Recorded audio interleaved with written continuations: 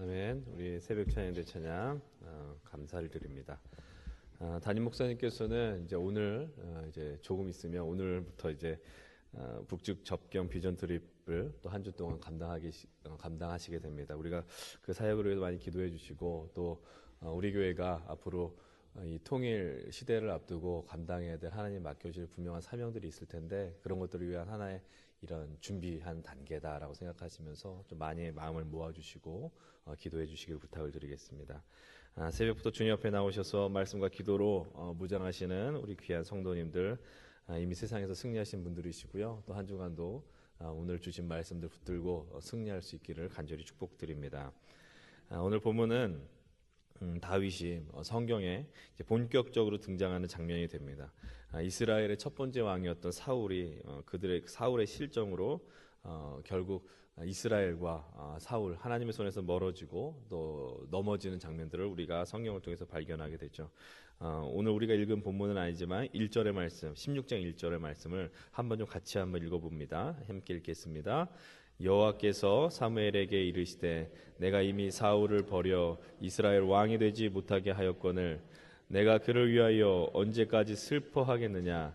너는 뿔에 기름을 채워 가지고 가라. 내가 너를 베들레헴 사람 이새에게로 보내리니 이는 내가 그의 아들 중에서 한 왕을 보았느니라 하시는지라. 하나님께서 사울을 버렸다라고 이야기를 하죠. 하나님이 선택한 왕이었지만 그러나 하나님과 전혀 하나님의 마음을 읽어내지 못하는 그의 모습으로 결국 하나님은 그를 버리게 되었습니다. 대신 뿔에 기름을 채워서 베들레헴 사람 이새에게 가라. 내가 그곳에서 왕을 봤다. 이렇게 사무엘에게 사명을 주십니다. 사무엘이 그 하나님의 말씀에 순종하여서 베들레헴으로 떠나게 되는 것이죠. 이새를 만나게 됩니다. 근데 이새를 만날 때 바로 내가 너희 집에 이 아들 중에서 왕을 택할 것이다라고 말하지는 않죠. 대신 2절로부터 5절을 보면은 그 얘기를 하는 거죠. 내가 예배를 드리러 왔고 너희들 왕에 함께 식사를 하기를 원한다라고 이야기를 하고 있는 것입니다. 계속 2절부터 5절을 보게 되면 제사를 드리러 왔다, 제사하러 왔다라는 말씀이 반복이 되죠. 그렇게 말하는 이유는 무엇입니까? 제사를 하게 될 때 온 가족을 부르는 것이죠. 그래서 아들들이 어떤 아들들이 있는지 이렇게 한번 살펴볼 수 있다라는 사실입니다. 사무엘의 지금 임무는 무엇입니까? 바로 이세 아들들을 보는 것이죠. 6절의 말씀 좀 함께 읽겠습니다. 6절입니다. 그들이 오매 사무엘이 엘리압을 보고 마음에 이르기를 여호와의 기름 부으실 자가 과연 주님 앞에 있도다 하였더니 이세 아들, 그러니까 사무엘의 이세 아들 첫 번째 그 엘리압을 보게 됩니다. 사무엘의 마음에 쏙 들었던 것이죠. 엘리압은 이세 아들들 가운데 첫째다운 든든함이 있었고 또 외모도 좀 탁월했었던 것 같습니다. 근데 문제는 무엇이냐면은 사무엘과 하나님의 마음이 동일하지 않았다라는 것이죠.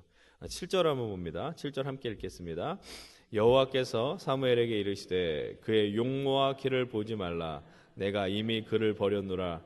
내가 보는 것은 사람과 같지 아니하노니 사람은 외모를 보거니와 나 여호와는 중심을 보느니라 하시더라. 하나님이 말씀하십니다. 그의 용모와 키를 보지 말아라. 그리고 또 정말 분명한 것은 무엇입니까? 내가 보는 것은 사람과 같지 않다. 아주 분명하게 말씀하시는 거죠. 하나님의 시선과 사람의 시선이 동일하기 쉽지 않습니다. 사실 그런데 어떻습니까? 사람들은 이 말씀을 읽어보면은 사람들은 어디를 더 많이 본다라는 사실이죠. 바로 외모를 많이 본다는 거예요. 외모, 겉에 보이는 것들. 요즘 시대를 살아가는 우리들은 더 심합니다. 우리들은 더 외모에 집중하게 되고 단순히 어떤 얼굴이나 뭐 이목구비가 어떻다, 뭐 신체 좋고 몸매가 어떻다 이런 걸 떠나서 보여지는 조건들, 우리가 참 그런 부분들이 예민하고 많이 좀 집중하게 되는 거죠. 경제적 조건이라든지 직업이라든지 학력이라든지 뭐 우리 젊은 친구들 학생들 스펙이라고 이야기를 하죠. 누군가를 만나거나 평가할 때 보여지는 것들 어떤 스펙들에 많이 예민합니다. 그래서 사실 남들의 시선을 무시하는 것은 쉬운 일은 아닌 것이죠. 소홀히 할 수는 또 없는 부분이 있습니다. 예를 들면 제가 목회자로서 매주 이렇게 강단에 서게 됩니다. 강단에 서게 되는데 이런 말씀을 너무 받들어서 그래 하나님은 외모를 보시는 분이 아니고 중심을 보시는 분이기 때문에 나는 뭐 일주일 이상 머리를 감지 않고 뭐 양치를 하지 않아도 난 중심이 되어 있기 때문에 강단에서도 무방하다. 성도들이 오겠습니까? 오지 않죠. 그리고 자기 관리하지 않고 게으른 목사 이렇게 얘기하지 않겠습니까? 그런 것 뭐 충분히 우리가 사람들의 시선을 뭐 의식하는 것 참 중요한 일이라고 생각을 합니다. 그러나 하나님의 마음은 분명합니다. 뭐라고 이야기하십니까? 외모가 아니라 중심을 보겠다라고 이야기를 합니다. 엘리압은 탈락된 거예요. 왕 어떤 후보에서 탈락이 된 겁니다. 근데 문제는 무엇입니까? 이 사울이어서 이스라엘 이끌어갈 그 왕 이세 아들들이 왕 후보에서 줄줄이 탈락하고 있다는 것이죠. 10절을 보십시오. 뭐라고 이야기합니까? 이세가 그의 아들 일곱을 다 사무엘 앞으로 지나가게 하셨다. 그런데 여호와께서 이 모든 일곱을 택하지 아니했다라고 성경은 이야기를 합니다. 하나님 오케이 사인을 보내주시지 않는 겁니다. 제사의 자리에 모였던 7명의 아들이 다 해당되지 않았기 때문에 사무엘은 이제 좀 마음이 조급해지지 않겠어요? 아들을 다 불러 모으라 그랬는데 다 이렇게 하나님의 마음에 합하지 않았다라는 겁니다. 그때 그가 이세에게 물어보는 것이죠. 이 11절 한번 보겠습니다. 11절 함께 읽겠습니다. 또 사무엘이 이세에게 이르되 내 아들들이 다 여기 있느냐? 이세가 이르되 아직 막내가 남았는데 그는 양을 지키나이다. 사무엘이 이세에게 이르되 사람을 보내어 그를 데려오라. 그가 여기 오기까지는 우리가 식사 자리에 앉지 아니하겠노라. 아들들이 다 여기 있느냐? 아닙니다. 막내가 남아 있습니다. 그는 양을 지킵니다. 그가 오기까지는 내가 식사하지 않겠다. 사무엘이 이렇게 이야기를 했죠. 결국 다윗이 사무엘 앞으로 나오게 됩니다. 결국 어떻게 됩니까? 그 왕의 기름을 받는 자는 바로 다윗이 되는 것이죠.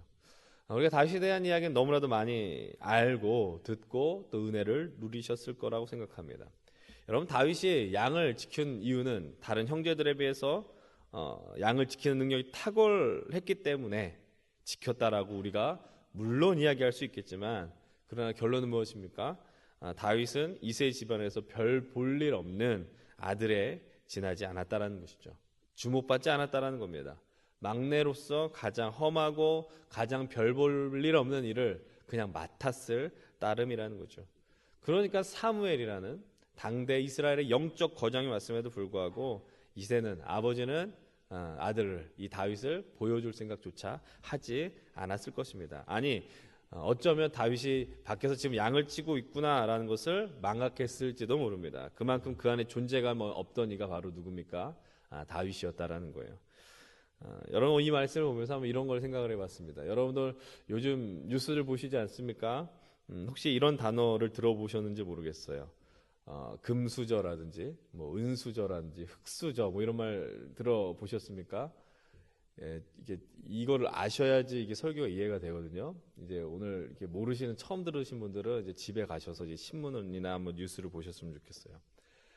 금수저를 물고 태어났다 뭐 이런 표현을 해요. 흑수저를 물고 태어났다라는 식의 이야기가 좀 젊은 사람들을 통해서 회자가 되고 있습니다. 그 말의 의미가 뭐냐면요, 부모가 물려준 어떤 부와 명예와 사회적 지위를 근간으로 해서 그 다음 세대들도 이제 부모의 것들을 물려받아서 조금 쉽게 수월하게 성공할 수 있고 자리 잡을 수 있다, 뭐 이런 것이죠. 조금 슬픈 이야기처럼 들릴지 모르지만 좀 어떤 용어를 빌리자면은 좋은 용어를 발견하지 못했는데, 이제 좀 요즘 신분이라고 이야기하지 않습니까? 신분 상승이 불가능한 시대다. 이것이 바로 오늘 우리가 살아가는 시대라는 것입니다. 근데 이게 왜 문제냐? 그러니까 이런 단어들이 유행한다는 말의 의미는 무엇이냐면요, 열심히 공부하고 열심히 살아도 결국 소용없다라는 이야기예요. 근데 애를 많이 써도, 그러니까 패배주의적 생각으로 사람들을 막 이렇게 몰아가고 있다라는 겁니다. 여러분, 그런데 이게 지금 얘기한 것들이 틀린 말처럼 이렇게 믿겨졌으면 좋겠지만, 그러나 또 어떻게 보면 우리의 현실이고 그 말을 부정할 수 없다라는 것이죠. 정말로 그렇기 때문에. 근데 여러분들, 현실이 이러니까 우리가 이루어서 어쩔 수 없다, 인정하고 이런 식으로 결론을 짓는 것이 과연 옳은 일일까요? 아니, 우리가 이제 이 자리에서 새벽을 깨우면서 예수 그리스도께서 우리의 구원자 되시고 주님 때문에 우리가 새로운 생명을 얻게 된 사람들인데, 죄인에서 하나님의 자녀로서 새롭게 태어난 우리들도 이런 현실을 너무나도 당연하게 인정하면서 그냥 받아들이면 되는 것일까요? 혹시 이런 이야기들을 여러분들 혹시 너무나도 당연하게 이야기하셨다면, 그냥 어쩔 수 없이 받아들이셨다면 그것은 좀 악한 것이다라고 말씀을 드리고 싶습니다. 여러분, 우리들은, 이 믿음의 사람들은 이 현실을 그냥 그대로 이야기해서 안 되고 인정해서도 안 되고 또 바꾸려고 해야 된다는 사실이죠. 여러분, 오늘 본문에 등장하는 다윗은 어떤 자입니까? 동일한 부모 밑에서 자랐지만 그 7형제들, 8형제들 중에서 형들에 비하면 아주 턱없는 대우를 받았어요. 이건 우리가 다 말씀을 통해서 봤습니다. 요즘 단어를 빌어서 이야기를 하면 흙수저를 물은 인생이다라는 것이죠. 아무도 주목하지 않았어요. 그냥 그런 대로 살아가야 하는 인생입니다. 하나님 누구를 선택하셨어요? 이 다윗을 선택하셨다라는 겁니다. 물론 수많은 시련과 연단 속에서 그를 이스라엘의 왕으로 선택하여 사용하셨어요. 오늘 우리가 살아가는 이 시대는 너무나도 아픈 시대들입니다. 소위 말하는 여러분, 금수저를 물고 태어나지 못한 사람들은요, 열심히 해도 될 수 없다는 절망 가운데 빠져 있고요. 반대로 금수저와, 소위 말하는 금수저와 은수저를 물고 태어난 사람들은 그것이 감사한 일인지 모른 채 이게 나의 능력으로 됐구나, 이렇게 교만하면서 살아가게 되더라라는 겁니다. 여러분, 이 시대에 너무나도 많은 노력을 해도 안 되니까 나오는 표현이 뭐냐면은 이렇게 표현을 씁니다. 노력이라는 단어를 어떻게 쓰냐면은 노력이라고 써요. 그 말의 의미가 뭐예요? 노력을 아주 많이 해도 안 된다, 이런 식으로 이렇게 글을 쓴다라는 거예요. 참 슬프죠. 좀 비참하게 느껴질 때도 종종 있어요. 그런데 오늘 우리가 말씀 통해서 지금 우리들이 어떤 조건을 갖고 있느냐, 어떤 환경을 갖고 있느냐, 아니 내가 부모로서 어떤 내 자녀들에게 어떤 수초를 물려주느냐, 이것이 중요한 게 아니라는 겁니다. 이것보다 더 중요한 것이 있습니다. 그것이 무엇이냐? 여러분 기억하셔야죠. 오늘 말씀처럼 뭡니까? 사람은 외모를 보거니와 그러나 여호와는 무엇을 본다? 중심을 본다라는 거죠. 여러분, 우리 중심에 하나님이 계시느냐라는 거예요. 하나님이 계시냐, 이것을 늘 점검해야 됩니다. 여러분, 다윗의 환경은 어떻습니까? 다윗의 어떤 보여지는 것은 어떻습니까? 최악입니다. 아무도 그를 주목하지 않습니다. 신경 써주지 않습니다. 날마다 양들의 배설물을 그는 치워야 했고요, 또 그 냄새가 그의 몸에 진하게 배었을 것입니다. 그러나 그는 그 주어진 삶의 이 현실 속에서 아주 충실했습니다. 왜 충실할 수 있었을까요? 내 이 주어진 이 자리가 하나님이 나에게 맡겨주신 자리임을 다윗은 명확하게 인식했기 때문입니다. 내 삶의 주인이 하나님이시고 나를 이끄시는 이가, 나를 보내신 이가 바로 하나님이라는 것을 다윗은 분명하게 인식했다라는 사실이죠. 여러분, 오늘 우리들도 마찬가지입니다. 오늘 우리가 살아간 그 자리, 하나님이 허락하신 것을 우리가 기억하고 있느냐라는 것이죠. 여러분, 오늘 우리가 있는 이 현실이 우리가 만족하고 사는 것은 참 쉽지 않을 것입니다. 여러분들 누구나 다 더 나은 삶을 원합니다. 무언가 더 충족하길 원하고 풍족하게 누리고 싶은 것, 더욱 더 나은 삶을 향해 나아가는 것은요, 어쩌면 인간의 본능이고 어떤 내가 삶을 살 수 있는 귀한 동기일지 모릅니다. 그것을 부정할 수 없습니다. 그러나 중요한 것은 오늘 우리가 있는 이 자리, 이곳에서 얼만큼 하나님을 향하고 있느냐, 주님을 바라보고 있느냐, 이것이 더 중요하다는 거예요. 내가 두 발 딛고 있는 그 자리, 나의 가정과 나의 일터와 내 삶의 그 현실, 그곳에서 하나님을 얼만큼 바라보느냐. 여러분, 인생이 쉽지 않은 것은 당연한 일 아닙니까? 그러나 그보다 더 당연하고 더 명확한 사실은 무엇입니까? 이 세상의 주인은, 그리고 내 삶의 주인은 바로 하나님이란 사실이에요. 하나님 나를 책임져 주신다라는 것이죠. 그 가운데서 우리가 살아가고 있다는 겁니다. 이런 식으로 여러분 놓치셔는 안 됩니다. 여러분, 그때 우리들이 경험할 수 있는 것이 무엇입니까? 아무리 우리가 주목받지 못하더라도 소위 말하는 부모로부터 물려받은 것이 없어서 어떤 금수저, 은수저를 우리가 물지 못했을지라도, 반대로 내 현실이 너무나도 참 안타까워서 자녀들에게 남들보다 더 좋은 것을 주지 못할지라도 우리가 받은 게 많다고 해서 교만할 수도, 또 물려줄 게 없어서 좌절할 필요도 없다라는 사실이죠. 여러분 기억하셔야 될 것이 무엇입니까? 다윗이 열심히 양을 칩니다. 그러면서 이 속에서 이런 생각을 했을까요? 내가 이 양을 열심히 치면 내가 이스라엘의 왕이 될 거야. 내가 이스라엘의 통일 왕이 되어서 너무 하나님 앞에 쓰임 받고 영광스럽게 할 거야 이런 마음으로 양을 쳤을까요? 그럴 리가 없죠. 오늘 우리가 그것을 좀 기억했으면 좋겠어요.